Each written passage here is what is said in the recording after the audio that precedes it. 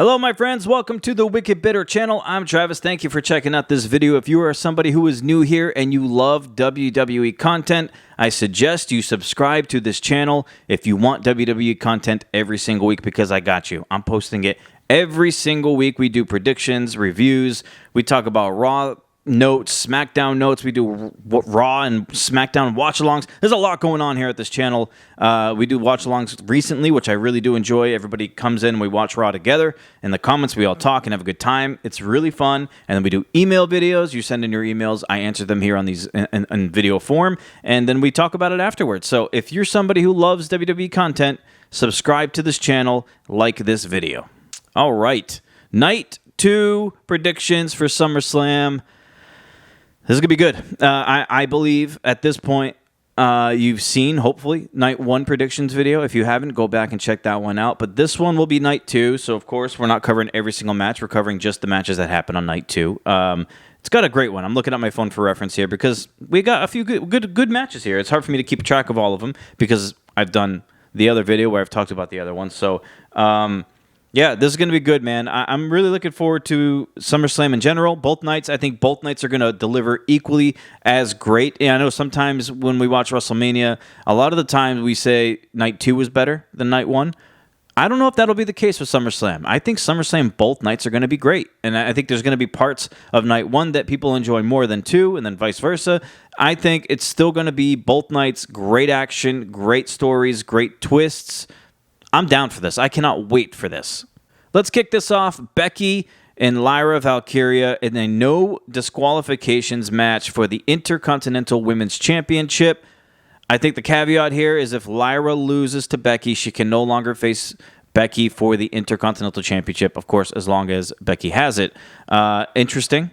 I think we've seen some edgier Lyra Valkyria actions of late where she's kind of shown a little bit of a heelish side. I don't know if she's going to do that. I think the objective this whole time was to get Lyra over. So I think I have a couple of ideas that I think could happen. I think, one, Lyra wins because I think we want to get her over with the crowd, and she's getting better every single week. You can see it and you can hear it.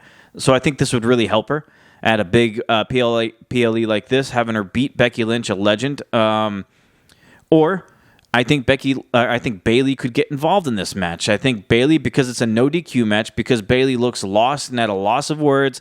The promo she made after SmackDown last week, where she's pretty much blaming Lyra for all of this, and that she ripped another PLE away from Bayley. Bayley is definitely showing some heel tendencies. I could see Bayley interfering in this match here, a no DQ match. I could see Bayley interfering and still having Lyra win this match, even though Bayley might be targeting Lyra. So I'm still going to say Lyra wins this match. If I'm wrong, I'll be somewhat surprised just because I think the objective is to get Lyra over, but I'm not going to hate it either. So officially, I'm going to say Lyra beats Becky. Solo Sikoa versus Jacob Fatu steel cage match for the United States Championship.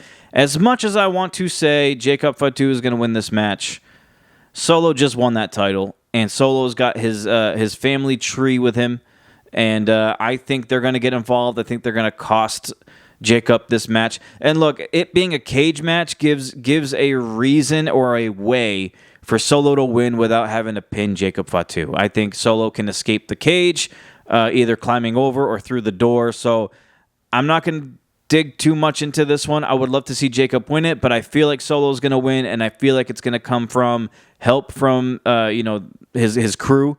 And I feel bad for Jacob getting another L here, but I think Jacob's going to lose this one. How about AJ Styles and Dominic Mysterio for the Intercontinental Championship? For a while, I've been thinking AJ is going to win this match. And for a while, I thought maybe Finn Balor would be the one to cost Dominic this match.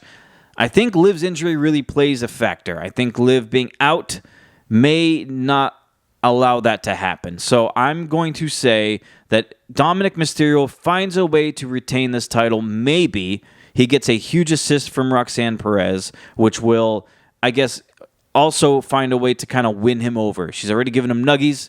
She's given him a freaking Nintendo Switch 2, which I'm still mad about. I'm jealous about that. And then if Roxanne continues to help Dom here, and she stood in the way of AJ hitting a phenomenal forearm on Dom over on this past Raw. So Roxanne is proving her value. She's trying to win Dom over. I would not be surprised if Roxanne shows up and helps Dom retain this title against AJ Styles. So that's what I'm going with. I say Dominic beats AJ. And then one of the matches that I'm looking forward to the most, Naomi versus Rhea versus Io. Women's Championship on the line. I've mentioned it in other videos before, so I'm not going to spend too much time on it. I think Naomi retains here. I think Naomi finds a way to beat Io, and she finds a way to beat Rhea. Look, it's no DQ. We can go anywhere we want here. It's a triple threat. Naomi can use weapons if she wants. Her whole thing being proceed with caution and saying that on Raw that Rhea is not the only one who can be brutal. She can be brutal too. She can fly high too. I think Naomi will pull out all the stops here to retain this championship. I could see her using weapons. I could see her bringing in a bodyguard out of nowhere to help her win this match. Maybe a Lash Legend. I could see something like that happening where Naomi finds a way to retain the title here, and then Naomi versus Stephanie Vaquer in Paris. Clash in Paris. To me, I've been saying that for the past few videos. I'm going to stick with it. I'm not going to switch up on it now. I say Naomi retains. How about that big title match, tag team TLC match? Let me see. I gotta look at everybody involved. There's a lot of people. It's the Street Profits, Andrade and Phoenix, Fraxium, DIY, Motor City Machine Guns, and the Wyatt Six. I think this match is going to be chaotic as hell, but I think it's also going to be a very good match. Could be one of the matches of the night. Could be one of the matches of the entirety of the weekend. I still think it's so early on in this title victory for the Wyatt Six for them to lose it. So I'm gonna say the Wyatt Six win. But you could easily have any of these teams win, even without the Wyatts having to be pinned. Obviously, I mean it's a TLC match, so and it's gonna be crazy. There's no tags. It's gonna be insane. There's gonna be how many people is that? 12 people. 12 people just going nuts. Yeah, 12 people going crazy in the ring at the same time. We're going to see insanity. Tables being broken, ladders being broken. Hopefully nobody gets injured here, but I'm going to say Wyatt Six retain the tag team titles. It's going to be a good one. And now the finality. John Cena versus Cody Rhodes for the WWE Championship. Here's what I'm thinking. We're halfway through the year. We're halfway through the final year of John Cena's professional wrestling career in a company where he was basically a babyface for over 20 years. Everybody wanted him to go heel. He finally goes heel, but it's in the last year of his career, and it's not the type of heel that I think a lot of people expected or hoped for or maybe envisioned, but nonetheless, he is a heel. I think we've seen moments where John Cena has shown a little bit of vulnerability. I think I've seen a few moments where John Cena has shown a little bit of remorse or regret of either attacking somebody with a title or a weapon or just about to and changing his mind. I think there is something to that. I think John Cena could be maybe doing a double turn here with Cody Rhodes. I think Cody Rhodes will get The Rock involved. I've said it in another video. I think this is where Cody does it. I think this is where Cody turns. I think Cody sells his soul to The Rock, becomes WWE champion that The Rock wanted in the first place. Cody can do it now. Cody can be that champion for The Rock now, and by doing so, you can double turn these guys, and then John Cena can finish out the rest of the year, the 5 months left in the year, or at that point, it'll be 4 months left in the year, as a babyface. I think a lot of people want to see John Cena end on a high note, getting cheered and praised and all that kind of stuff. I think it would make sense. If John Cena goes the entire year as a heel, I'll be very surprised at this point. I've thought about it before. I thought it was a possibility, but I think WWE wants to celebrate him on his way out, This guy is the greatest of all time. They keep saying that. They put it on shirts. They put it on signs. They put it on his intro when he comes out. He's the greatest of all time. He holds the record for the most title wins in WWE. The WWE title wins, 17. I don't think they want him to just go heel the whole entire year. I don't know if he wants to go heel the whole year. I don't know. I could be shocked. I could be surprised. I could be, not expecting him to go heel the whole year, which I'm not. And maybe he does it anyway. So, I don't know. I still want to stick to my gut here. If I'm wrong, I'm wrong. It's fine. It's all good with me. I'm going to say Cody sells out here. I think The Rock gets involved. I think Rock helps Cody win. And, don't forget, Rock all those months ago said, don't ever break my heart again, or whatever it was. And he handed Cody something. Let's bring it around. Let's address it. Let's get it involved. Just please leave Travis Scott out of it. Rock, all we need is you. You can just come out here. Maybe Ron Killings gets involved. I don't know if we're going to go down that path again. I don't know. I think something's going to happen here. I think Rock shows up, helps Cody win. Cody sells his soul. John Cena turns face all in one night.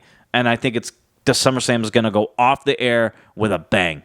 All right, my friends, I appreciate it. Thanks for checking out this video. Please like this video if you haven't yet. It does me a big favor. It helps get this video out to people who don't know anything about this channel or that it even exists. And the goal is to get as many wrestling fans on this channel as possible, so we want to welcome everybody. So liking the video does that, commenting on the video, sharing the video, all that fun stuff. I appreciate it if you do it. Subscribe if you haven't yet and you want to enjoy more WWE content from me every single week. We would love to have you here. We really would. I want you all to please enjoy SummerSlam as a whole. Please enjoy both nights. It's going to be great. Feel free to email me whenever you want, wickedbittermedia@gmail.com.